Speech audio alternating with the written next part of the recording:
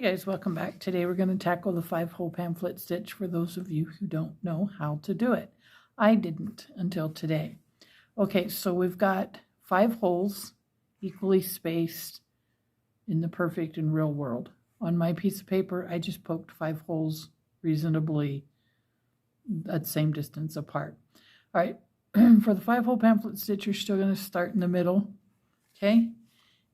And then you're going to come up to the hole from the back just above the center hole, okay?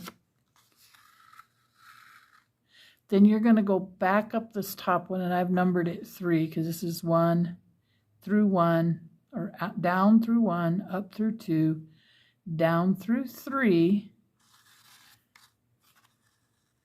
okay? Back up through this hole.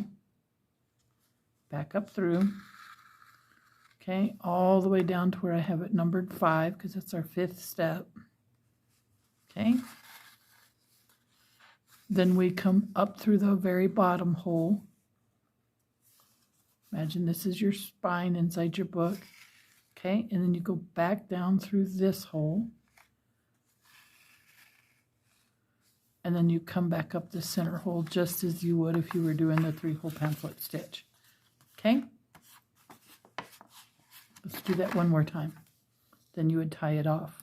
And there's a method to my madness, guys, because I'm going to do a different kind of spine. I'm going to do an exposed spine, but I want it to have the cloth going through it so that we can open and close this. This is going to be a gargantuan, huge, like 3 digital kit kind of journal.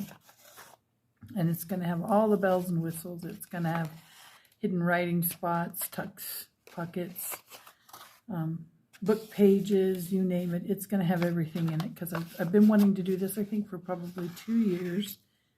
And now we're going to do it. Okay. So, step 1. We're going to go through the inside, the center hole, okay?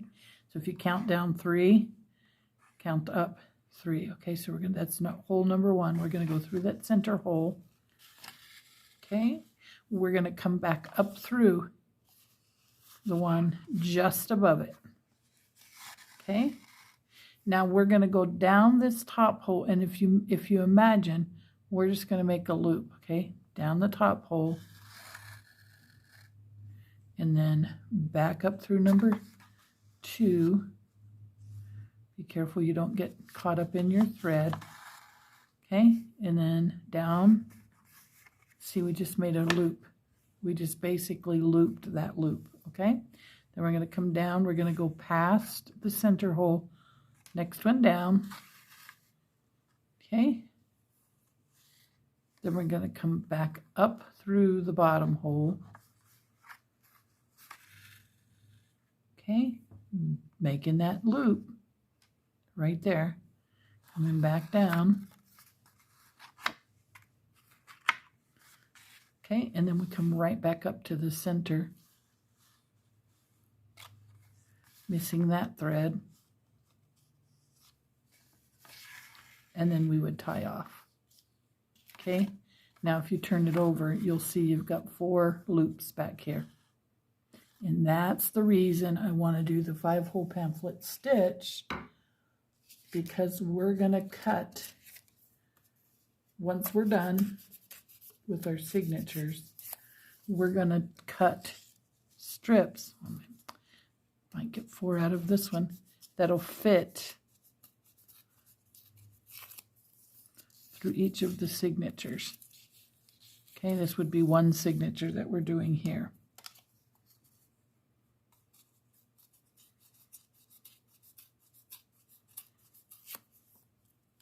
And this is just an example. This is not how it'll look. It'll be much nicer than this, or at least we hope. Okay, so then you have your 4. Right, so this is your signature. And then your strips are all through. You know what I mean? They go through. I better snug this up. pretty loose, and that's why they're not staying good. Oops, I tore it all the way. Anyhow, these go through the 4 holes, and then these will get glued to the spine. So when you turn it over and you're looking at it on your signatures, you're going to see that in the back. And of course your signature. So it's going to be pretty cool. Okay. And then this will be the front of our journal. Whoops, sorry guys, sorry. This will be the front of our journal. I have to fix this piece. Okay, and then this already had a natural notch in it, so I'm going to build the writing board into the back of that. So it's going to be 7 signatures. It's going to be huge. I, like I said, have wanted to do this forever. So what I did was I just cut this was a box. I cut it down to the size I needed.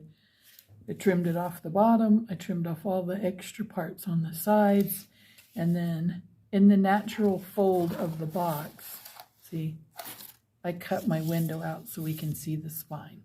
So it's an exposed, I don't know what, there's a name for it. And in our next video, I'll have that name for you. But I'll also link the names of the kits that I purchased off of Etsy and who makes them. I will link those, if not in this description, I will link them in the next description in the next video, okay? So if you want to get prepared, get a good, sturdy, heavy box. This piece is optional. This was there, so I decided I'm gonna go with it. I'm gonna use it, and I do have to fix one wrinkle right here. Not a problem. By the time we get this spine completed, I'm gonna go over this with book page or newspaper, kind of like paper mache it so it sturdies it up. And then once we actually get the signatures in here, that will also keep it from buckling, and we're going to be set to go.